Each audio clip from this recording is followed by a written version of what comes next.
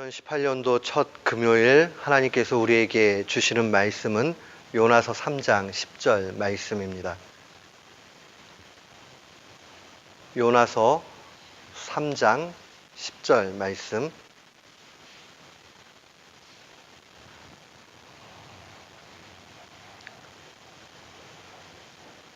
우리 주님 말씀 같은 마음으로 봉독토록 합니다. 하나님이 그들의 행한 것 곧 그 악한 길에서 돌이켜 떠난 것을 감찰하시고 뜻을 돌이키사 그들에게 내리리라 말씀하신 재앙을 내리지 아니하시니라. 아멘. 저는 오늘 본문 말씀 요나서 3장 10절을 통해서 우리의 행동이 하나님을 바꿀 수 있는가 라는 제목으로 주의 말씀을 선포하도록 하겠습니다.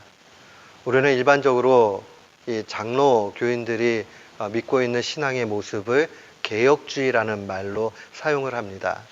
그런데 이 개혁주의의 신학의 특징 가운데 하나는 하나님의 주권을 강조합니다.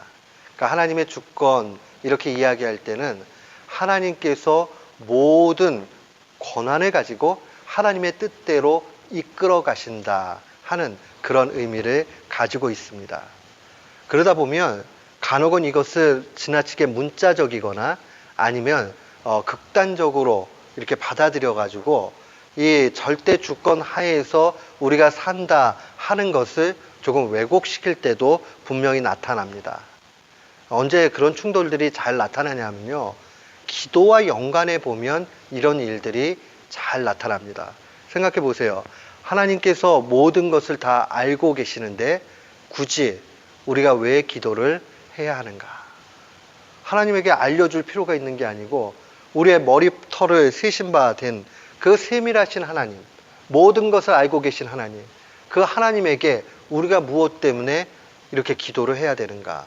이런 상황들의 고민들이 나타납니다. 근데 더 큰 고민은 하나님의 주권과 관련되어 있는 고민입니다. 생각해 보세요. 하나님의 뜻 가운데서 모든 일이 이루어진다 하는 것은 창세기부터 계시록에 이르기까지 정말 일관된 진리의 메시지입니다. 정말 그래요. 하나님의 뜻 가운데서 모든 일들이 되지 하나님의 뜻 밖에 나가 있는 일들이 없습니다. 근데 그렇다면 다 하나님 뜻대로 될 텐데 우리가 왜 기도해야 할까? 그렇잖아요. 우리가 기도한다고 하나님을 바꿀 수 있는 것이 아닌데 무엇 때문에 그렇게 기도를 해야 되는가? 하나님의 주권적 통치가 오히려 자칫 잘못하면 기도의 방해가 되기도 합니다. 그런데 실제요, 이게 우리 교회 역사에 보면 이 하이퍼 칼비니스트, 이 칼빈주의를 아주 극단적으로 이해했던 사람들을 하이퍼 칼비니스트라고 얘기하는데, 이 사람들은 정말 하나님의 주권을 너무 극단적으로 이해를 해서 좀 신앙에 유익을 가져다 주지 못하는 일들도 있습니다. 그 가운데 하나가 선교 모라토리움입니다. 이 모라토리움이라는 말 자체가 지불 유예, 다른 말로 얘기하면 내가 돈을 갚아야 되는데 내 돈이 없어요. 그러고 나면 두 손 딱 드는 거 있죠. 나 돈 못 갚아요. 이걸 모라토리움이라고 경제 용어에서 사용을 하잖아요.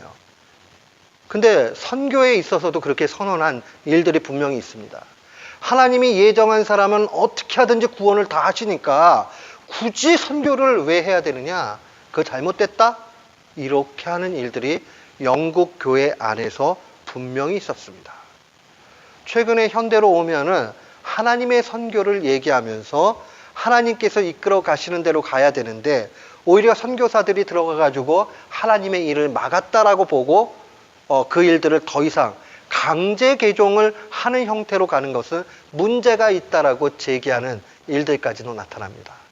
이 모든 것이 모양만 다를 뿐이지 하이퍼하게 무언가를 극단적으로 받아들이게 될 때 나타나는 문제입니다. 그런데요, 이게 역사나 어떤 신학적인 입장에서 갈등이 될 때는 그나마 좀 견디고 가면 돼요. 근데 성경을 읽다 보면 이런 일들은 더 구체적으로 우리에게 다가옵니다. 사무엘상 15장 29절 말씀에 보면 이스라엘의 지존자는 거짓이나 변개함이 없으시니, 바꾸지 않는다는 뜻이죠. 그 지존하신 하나님은 거짓말도 하지 않고 바꾸지도 아니하시니 그는 사람이 아니므로 결코 변개하지 않는다라는 말씀이 나옵니다. 그러니까 하나님은 정하신 뜻대로 인도해 가시지 하나님은 마음을 바꾸거나 하시지 않는다는 메시지가 분명히 사무엘상 15장에 나옵니다. 그런데 오늘 본문 말씀 한번 읽어보십시오. 본문 말씀에 보면 그 악한 길에서 돌이켜 떠난 것을 보시고 하나님의 뜻을 돌이키셨다라는 그러한 문맥이 나옵니다. 하나님의 절대 주권, 인간의 기도, 인간의 회개, 인간의 의지, 이것이 마치 상충되는 것 같이 보여집니다. 우리가 기도한다고 해서 하나님이 바꾸지 않으셔야 정말 신뢰할 만한데 하나님이 또 바꾸셨다 그러니까 헷갈리기 시작을 합니다. 그런데 우리가 신앙을 좀 더 하나님의 관점에서 깊이 묵상을 하면서 바라보게 되면 이 두 가지가 결단코 상충되지 않는다는 것을 보게 됩니다. 성경의 말씀을 단편적인 상황에서만 보지 말고 입체적으로 폭넓게 다 보게 되면 하나님은 하나님의 절대 주권 가운데 우리를 통치하시고 통치하시기 때문에 우리가 더욱 하나님 앞에 매달려 기도해야 되고 우리가 하나님 앞에 의지적으로 나아가야 된다 하는 것을 발견하게 됩니다. 성경에는 수없이 이런 일들이 많이 나타납니다. 아브라함이 소돔과 고모라 성을 하나님이 멸망시키겠다 말씀하실 때에 그 믿음의 사람이 이렇게 기도합니다. 하나님, 그들 가운데 의인이 50명 있으면 또 그 다음에 45명 있으면 그 다음에 30명, 20명, 10명 있으면 하나님 멸망 안 하시겠습니까? 이렇게 얘기하니까 주님께서 여호와께서 이르시되 네가 만일 소돔성 가운데서 의인 50명을 찾으면 그들을 위하여 온 지역을 용서하시겠다라고 하나님 말씀하십니다. 이 얘기는 얼마든지 의의 길로 가는 사람들을 찾게 되면 하나님 마음을 바꾸시겠다라는 그런 문맥으로 분명히 볼 수 있습니다. 그러면 여기서 또 헷갈려집니다. 과연 하나님의 절대 주권인데 하나님이 그러면 인간의 뜻에 의해서 좌지우지 되신다는 말인가 하는 생각이 들게 마련입니다. 모세는 어떻습니까? 금신상을 만든 이스라엘 향해서 하나님 막 진노하시죠. 진노하니까 중재를 합니다. 출애굽기 32장 32절에 그는 이렇게 기도를 합니다. 그러나 이제 그들의 죄를 사하시옵소서. 그렇지 아니하시오면 원하건대 주께서 기록하신 책에서 내 이름을 지워버려 주십시오라고 얘기를 합니다. 이건 더스레잖아요. 말이 안 되잖아요. 하나님 앞에 명령합니까? 하나님, 이스라엘 백성 용서 안 해줄 것 같으면 생명책에서 내 이름 지워주세요 라고 지금 엄포를 놓고 있는 겁니다. 이걸 또 우리가 어떻게 이해해야 될 것인가? 그런데 33장, 출애굽기 33장으로 넘어오게 되니까 여호와께서 모세에게 이르시되 너는 네가 애굽 땅에서 인도하여 낸 백성과 함께 여기를 떠나서 내가 아브라함과 이삭과 야곱에게 맹세하여 네 자손에게 주기로 한 그 땅으로 올라가라고 말씀하십니다. 이 얘기는 그의 기도 가운데서 하나님이 은총을 주시고 용서를 하시고 그들에게 기회를 주셨다는 것을 분명하게 보여주는 문맥입니다. 야, 세게 나가면 하나님이 들어주시나? 모세같이 좀 이럴 바에는 생명책에서 나를 지어달라고 이쯤 기도해야 되나? 이런 생각이 들 수 있습니다. 그런데 우리가 먼저 이 본문 가운데서 더 많이 살펴야 되는 것은 하나님의 본심, 하나님의 마음을 먼저 살필 필요가 있다는 겁니다. 오늘 요나의 스토리도 동일한 상황 속에서 전개가 됩니다. 니느웨 성에 있는 백성들로부터 왕, 심지어는 가축이 굵은 베옷을 입으면서까지 하나님 앞에 온 전역이 회개의 모습으로 나타납니다. 그러고 나니까 하나님께서 30절에 뜻을 돌이키셨다라고 그렇게 증거를 합니다. 마치 표면적으로 보이는 걸로만 보면 이 회개의 행동의 변화, 이것이 하나님을 바꾼 것 같이 분명히 보입니다. 여기서 뜻을 돌이키셨다라는 이 말은요, 굉장히 독특한 표현입니다. 나함이라는 말인데 이게 슬픔을 느끼다, 굉장히 안타까워하다, 이런 뜻을 가지고 있어요. 그런데 이 본문에는 히브리 문법에 니팔이라는 게 있는데 수동 형태거든요. 수동 형태로 우리가 이해를 하면 돼요. 그러니까 그들의 행동을 통해서 하나님께서 긍휼을 베푸시고 정말 마음속에 안타까워하시면서 마음을 돌이켰다 하는 그런 의미를 가지고 있는 거예요. 그러니까 분명히 이 단어 상황들 문법 구조로 살펴보면 그들의 행동이 하나님을 감동시킨 게 맞아요. 하나님의 마음을 바꾸게 하신 걸 분명히 찾을 수가 있습니다. 이러면 여기서 또 우리의 마음은 편하지가 않아요. 왜 그러냐면 그러면 우리의 행동에 따라서 바꾸시는 그 하나님을 어떻게 우리는 신뢰할 수 있을까라는 생각이 들기도 합니다. 그런데요, 우리는 성경을 더 넓은 차원에서 하나님의 본심을 읽어내야 됩니다. 베드로후서 3장 9절 말씀에 보면 주의 약속은 어떤 이들이 더디다고 생각하는 것 같이 더딘 것이 아니라 오직 주께서는 너희를 대하여 오래 참으사 아무도 멸망하지 아니하고 다 회개하기에 이르기를 원하신다는 이 말씀을 봐야 합니다. 하나님이요, 뜻을 정해놓고 바꾸시는 것은 하나님으로서 굉장한 권위의 손상이 나오게 됩니다. 그게 좋은 의미든 아니든요, 그게 쉽지가 않아요.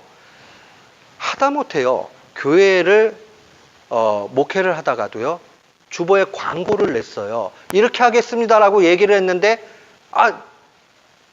순간 보면 이거 좀 바꿔야 되는 상황이 발생할 때 있어요. 그때 바꾼다라고 그러면 목회자의 신뢰가 굉장히 흔들리게 됩니다. 아니, 교회 목사 정도인데도 그렇게 흔들리면 한 나라에서는요, 국가에서는 이루 말할 것이 아니죠. 이미 정부가 발표했는데 이거 백지화하고 다르게 하겠습니다. 이전 정부가 하던 것을 바꾸는 거는 좀 나아요. 근데 자기네가 그렇게 하겠다라고 해놓고 백지화 시킨다? 쉽지가 않죠. 굉장히 권위와 명예에 손상이 됩니다. 하나님도 마찬가지죠. 지금 요나를 불러가지고 야, 니네 성 가가지고 너네들 이제 다 죽는다 얘기를 해라라고 강력한 메시지를 보내셨습니다. 가기 싫어가지고 딴 길 가는 요나를 끄집어가지고 결국은 그 길 가게 만드셨잖아요. 그렇게 했는데 이 니네 백성들이 회개하고 나니까 하나님이 마음을 돌이키신 겁니다. 하나님의 측면에서 생각을 하면 하나님의 권위와 하나님의 그 일이 얼마나 흔들릴 만한 상황인가 생각해 보십시오. 근데 하나님은 당신의 명예가 흔들리는 것보다 당신이 정말 논란의 중심에 서시는 것보다 우리의 회개를 더 기뻐하시고 우리를 더 사랑의 길로 인도하시는 것을 원하신다는 것을 보게 됩니다. 하나님의 본심을 읽게 되면 우리는 얼마든지 하나님께서 어떻게 일하시는지를 확실하게 보게 됩니다. 하나님은요, 심판을 즐겨 하시는 분이 아니라 하나님은 우리의 회개를 더욱 원하신다는 겁니다. 하나님의 징계는 아버지의 징계와 같아서 저놈 다리가 부러져라, 저놈 바보가 되라 하는 그런 마음에서 하시는 것이 아니라 하나님 아버지의 마음은 어떻게 해서든지 돌이켜서 바른 길 가기를 원하시는 거죠. 그러니 주님이 돌이키신다고 해서 하나님 속에서는 사람들은 뭐 하나님이 이래 이렇게 얘기할 수 있는지 몰라도 하나님은 그러한 의구심에 대해서도 아무런 움직임이 없다는 겁니다. 그 크신 하나님을 우리는 볼 수 있어야 됩니다. 하나님은 또한 데살로니가전서 4장 3절에 당신의 본심을 이렇게 밝히셨습니다. 하나님의 뜻은 이것이니 너희의 거룩함이라. 하나님의 본심 자체는 우리가 거룩하게 사는 것을 원하신다는 겁니다. 거룩은 무엇입니까? 그것은 바로 세상에 물들지 않고 세상 가운데 살아가는 것이 거룩입니다. 물고기가 짠 물에서 살지만 실제로 짠 냄새가 날 수는 있지만 그 소금기에 절여져 있지는 않잖아요. 그런 것처럼 우리가 어두운 세상 속에 살아가지만은 그러나 세상의 영향을 받아서 어두움이 묻어나는 것이 아니라 오히려 빛의 자녀와 같이 어둠 속에서 빛나는 것을 하나님이 원하신다는 겁니다. 하나님은 거룩 속에서 우리가 참 자유를 얻고 살아가기를 원하십니다. 이 사실을 우리가 알게 된다면 하나님께서 얼마든지 우리의 기도와 우리의 행동의 변화와 우리의 열심과 이 일들을 통해서도 당신의 마음을 넉넉히 바꾸신다는 것을 분명히 볼 수 있습니다. 아마 극단적인 이 칼비니즘에 있는 분들은 저의 이 설교에 대해서 못마땅할 것입니다. 그러나 저는 담대히 전할 수 있는 것이 하나님의 말씀은 분명히 당신의 뜻을 돌이키시는 부분들을 보이기 때문에 그러합니다. 우리가 기도에 관련해서 생각할 때 하나님은 언제 당신의 뜻을 바꾸시는가? 오늘 내용에 있는 대로 회개할 때 바꾸십니다. 회개하면 용서하시고 그 심판의 길에서 우리가 심판의 길로 가지 않도록 하나님이 이끄십니다. 그렇기 때문에 회개가 중요합니다. 우리가 하나님 앞에 회개하고 나아갈 때에 하나님은 그 무엇보다도 기뻐하십니다. 하나님은 우리에게 단순히 벌 주는 것을 즐기시는 그런 분이 아니십니다. 우리에게 벌을 주시는 것은 깨닫게 하심을 정말 마지막까지 원하는 애절한 아버지의 심정이라는 것을 우리는 기억해야 됩니다. 그런 의미에서 회개할 때 하나님은 그의 뜻을 바꾸십니다. 또한 언제 하나님은 당신의 뜻을 바꾸십니까? 남과 공동체를 살리는 중보 기도 가운데 하나님은 뜻을 바꾸십니다. 나뿐만 아니라 공동체와 남을 살리는 일. 저는 개인적으로 우리 교우들을 놓고 기도하고 또 다른 분들을 위해서 중보 기도할 때에 제 기도를 놓고 기도 못하는 내용들을 가감없이 기도합니다. 그게 가능한 이유는 그것이 그 사람을 살리고 공동체를 살리는 일이라면 얼마든지 구할 수 있기 때문에 그러합니다. 저는 저희 아이들이 잘 되게 해달라고, 세상적으로 성공하게 해달라고 제 기억으로 한 번도 기도해 본 적 없습니다. 그러나 저는 우리 주일학교에 있는 아이들 또 우리 교우들을 놓고는 원색적으로 기도합니다. 왜요? 그것이 그를 살리고 하나님께서 원하시고 공동체가 살아가는 일이라면 하나님이 그것을 가증한 기도라고 생각 안 하실 것입니다. 저는 우리 교우들이요, 정말 남들을 위해서 기도할 때 내가 하나님 앞에 기도하는 것보다 더 풍성한 내용을 놓고 기도하기를 원합니다. 그러면 하나님께서 그 기도를 가볍게 여기지 않으십니다. 하나님은요, 해석하는데 귀재입니다.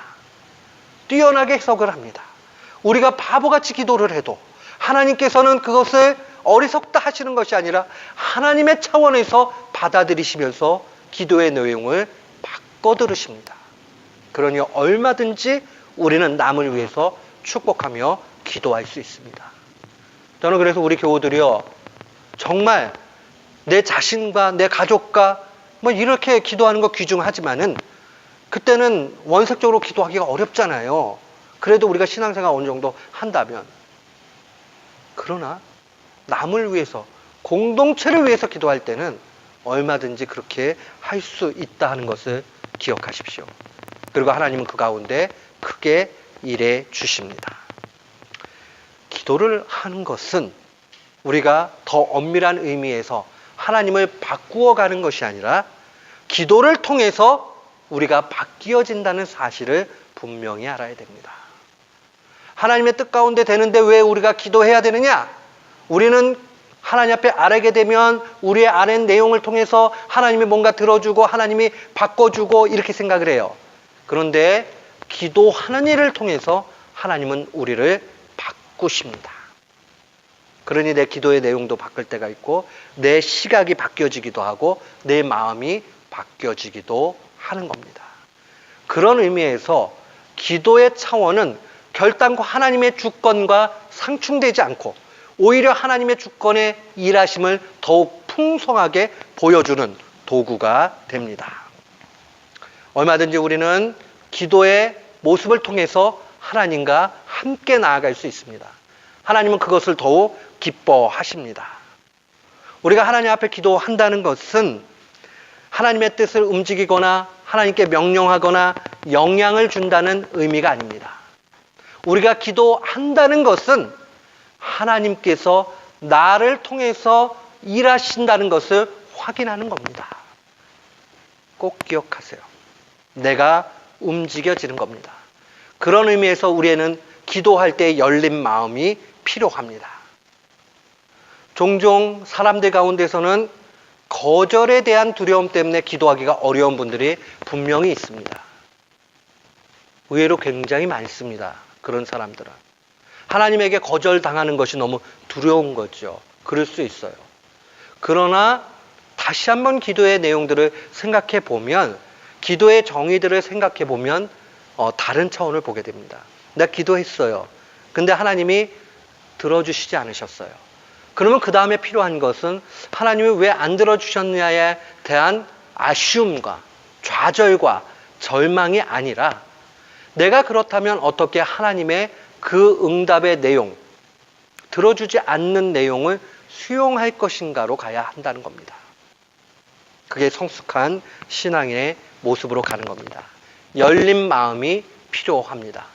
응답받지 못할 때에 계속 기도할 것인가 아니면 노라는 답변을 얻은 것인가 하는 이 모든 일들이 결국 하나님의 주권 가운데 있기 때문에 더 끝까지 기도할 수도 있고 하나님 주권 가운데 있기 때문에 거기까지 기도할 수 있는 겁니다.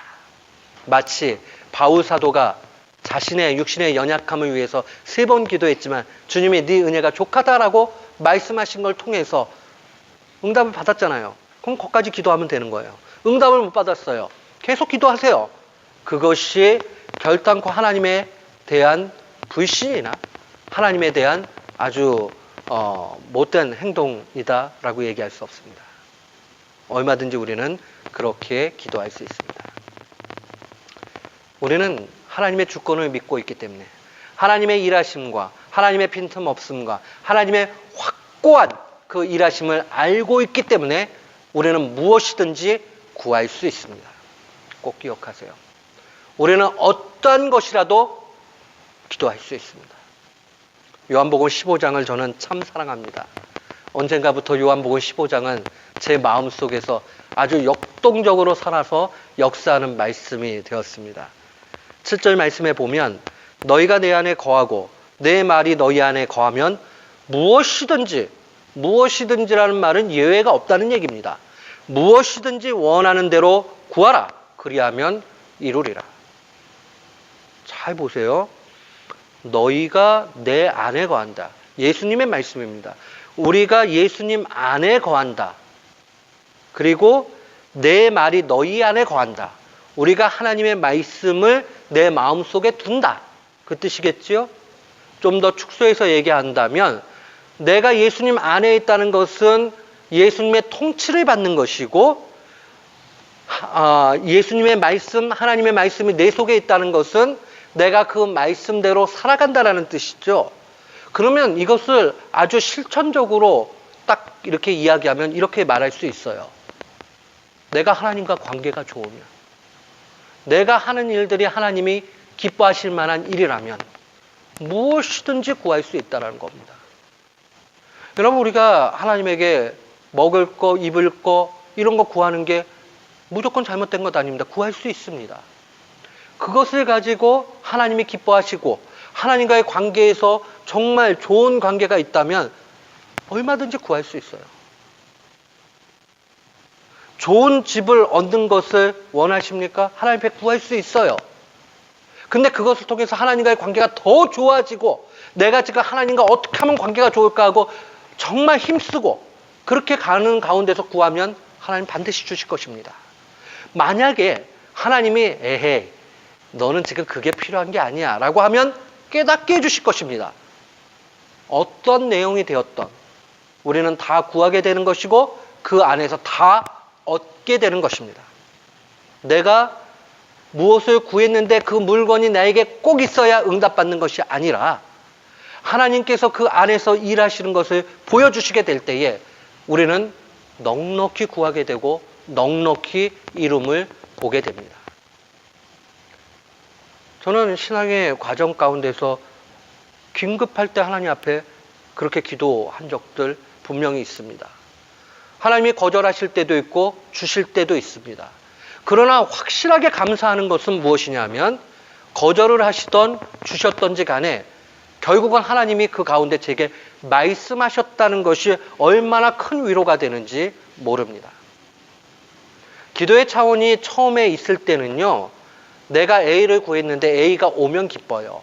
근데 A가 안 오면은 조금 아쉽습니다. 그리고 그런 게 2번, 3번, 10번 이렇게 되면요, 기도하는 게 무서워집니다. 근데 그 차원이 더 깊어지게 돼서 좀 기도라는 게 무엇인지를 정확하게 알게 되면 솔직히 얘기하면 A를 구한 것, 이것이 내게 주어지느냐 안 주어지느냐의 내용은 2번째가 됩니다. 첫 번째는 하나님이 그걸 구했을 때 어떻게 내게 반응하시느냐에 더 관심을 갖게 됩니다. 근데 하나님은 반응을 안 하실 때가 없어요. 우리가 감지를 못하는 것이지. 그런 의미에서 보면 우리는 얼마든지 풍성하게 주님 앞에 간구할 수 있습니다. 근데 우리가 구하지 않기 때문에 받지 못할 수 있다는 것도 말씀에 있으니 그대로 믿어야 됩니다. 하나님의 거룩하심은 인간과 함께 일하시기를 기뻐하십니다. 우리 사랑하는 성도들 언제 시간이 되시면 필립 얀시가 쓴 기도라는 책을 한번 읽어보십시오. 부제가 하나님께 가는 가장 쉽고도 가장 어려운 길, 기도 이런 제목으로 되어 있는 책인데 얇지 않은 책입니다. 이 책에서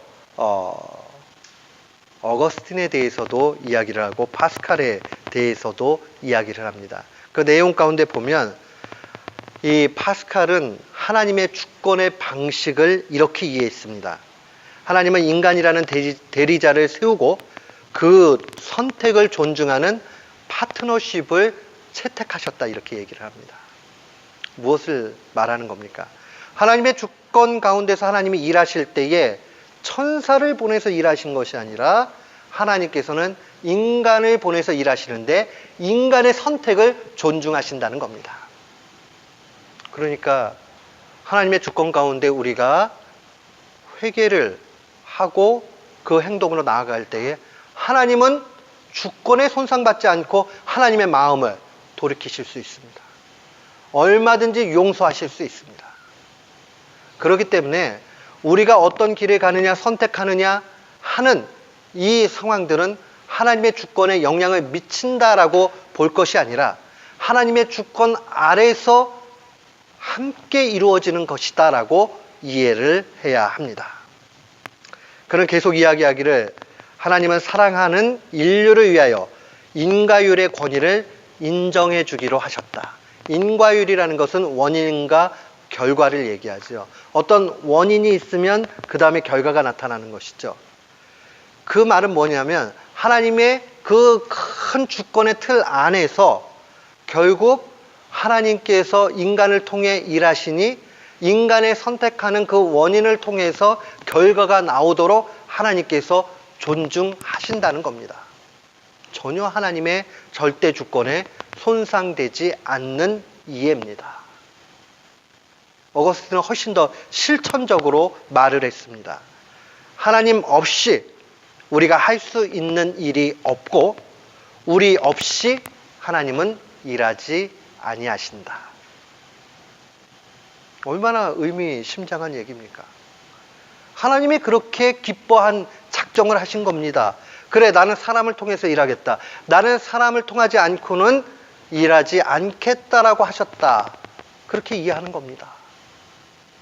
얼마나 귀중한 모습입니까?